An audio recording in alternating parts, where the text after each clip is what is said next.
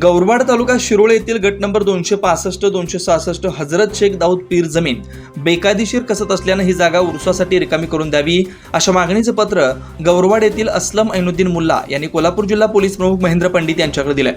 गौरवाड येथील गट नंबर 265-266 ही जमीन हजरत शेख दाऊद पीर यांच्या नावे असून देवस्थान जमीन आहे. या जमिनीचा वाद वक्फ बोर्डात सुरू आहे. वक्फ बोर्डाने ही जमीन कोणालाही कसण्यास दिली नाही असं निवेदनात म्हटलंय. असं असताना या जमिनीमध्ये संभाजी भोसले राहणार कोल्हापूर व अशोक पोवार राहणार औरवाड यांनी या जमिनीमध्ये पीक लावलंय. संभाजी भोसले यांना या जमिनीत मे महिन्यात उरूस भरतो ती जागा सोडून पीक लावा असं सांगितल्यानंतर भोसले यांनी असलम मुल्ला यांच्या अंगावर धावून येऊन धमकीवजा मारण्याचा इशारा दिलाय. भोसले हे कुरुंदवाड पोलिसात उरसात काही अडचण येणार नाही असं सांगितलं होतं. मात्र भोसले हे विनाकारण गावाला वेठीस धरतायत. दरवर्षी या जागेवरच उरूस भरतो, त्यामुळे गावची अस्मिता या उरसाशी निगडीत आहे. त्यासाठी गावसभेत ठराव झालाय. गावाच्या रूढी परंपरेचा विचार करून उरसासाठी जागा रिकामी करावी असं निवेदनात म्हटलंय. आज मी माननीय जिल्हाधिकारी माननीय जिल्हा पोलीस प्रमुख यांना गेली 2 महिन्यापूर्वी दिलेला होता. कारण आमचा उरूस 2-3 मे रोजी ठरलेला होता, परंतु आचारसंहिता आणि इलेक्शन असल्यामुळे आम्ही 17, 18, 19 घ्यायचं ठरवलं. कारण मी गेली 4 वर्षे झालं त्या उरूस कमिटीचा अध्यक्ष आहे. उरूस भरवत्यावेळी आम्ही लोकांच्या माध्यमातून रस्त्यावर उभा राहून 50 रुपये 20 रुपयेच्या पावत्या करून आम्ही तो उरूस साजरा करतो. 17 एकर उत्पन्न असताना सुद्धा. आणि ह्या परिस्थितीनुसार मला या वृत्तपत्रातून कळालं की स्वतः विश्वस्त ती हे सांगतात पवन कुलकर्णी की 50% रक्कम आहे ती देवाला खर्च करायची आणि 50% रक्कम आपल्या जो पिकवतोय, जो आपला काय म्हणतो त्याला कसतोय त्याला लागणे काय करायची द्यायची. पण 50% जे देवाला द्यायची रक्कम असत्या ती रक्कम आज तागाय तिने 1ही रुपया दिलेला नाही. तसं तुम्ही गावकऱ्यांच्या वतीनं गावात जाऊन सुद्धा आपण पत्रकार बंधूंनो मीडिया बंधूंनो विचारू शकताय.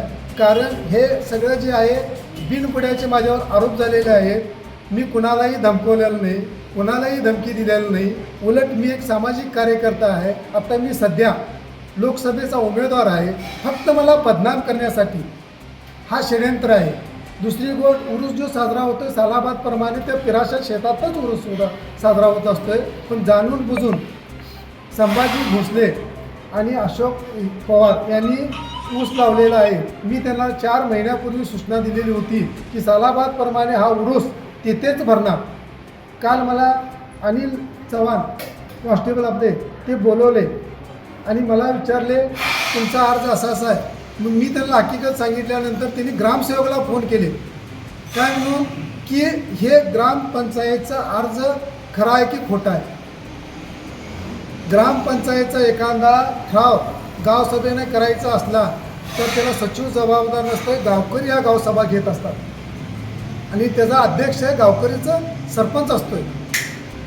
प्रशासनाच्या लोकांना सुद्धा कायदा काय माहीत नाही, परंतु कायद्याच्या नावाखाली जे काल आपले बीट अंमलदार जे चव्हाण साहेब केले ते सगळं संपूर्ण चुकीचं आहे.